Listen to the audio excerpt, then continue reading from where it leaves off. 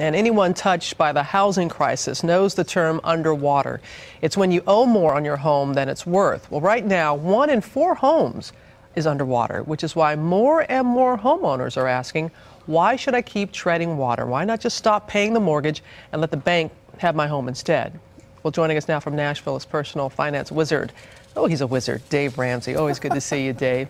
10 million homeowners are drowning, so to speak. They're underwater, which, to clarify again, let's say you have a house that's worth $300,000, but yet you're paying a mortgage of a $400,000 home, which from an economic standpoint does not make sense. So why not just stop making the payments?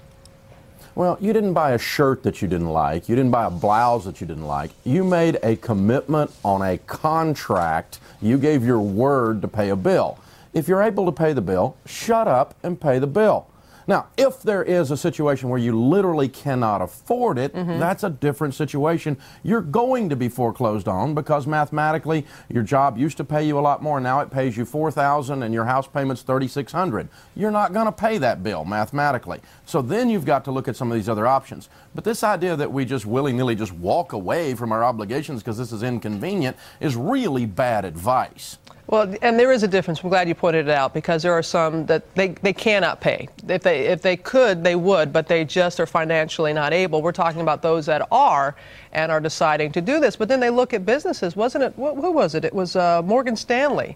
Recently in San Francisco, they bought like 5 buildings a few years ago, and they just, couldn't make the payments, or they could make the payments, but they didn't make economic sense. So they just said, well, we'll foreclose. Well, let's let it go. Businesses do it.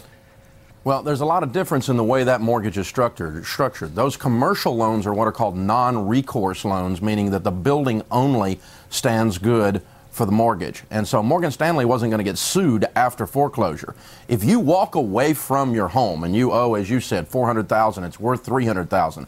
The bank forecloses, then there's $100,000 that they lose after they resell the home. They will sue you for that deficit balance in most states. They'll collect, garnish you your wages, and force you into bankruptcy. So this has repercussions that are very, very real in most cases. So let's talk about some alternatives here, Dave.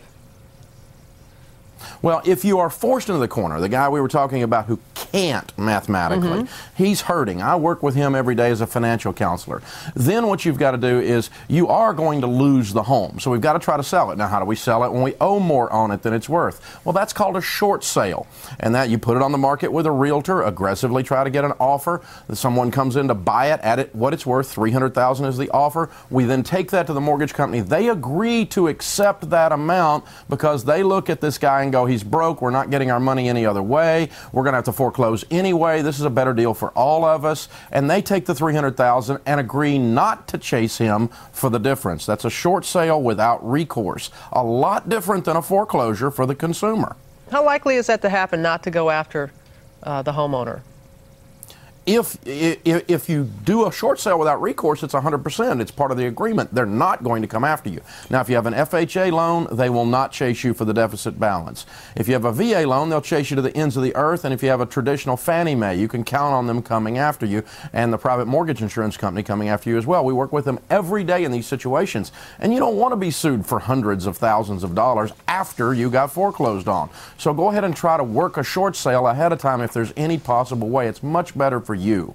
Don't walk away. Well, we were a little bit surprised when we saw more and more people are doing that knowingly, and instead of those who simply cannot do it. So there's a difference there. Dave, thank you so much for your insight and your perspective.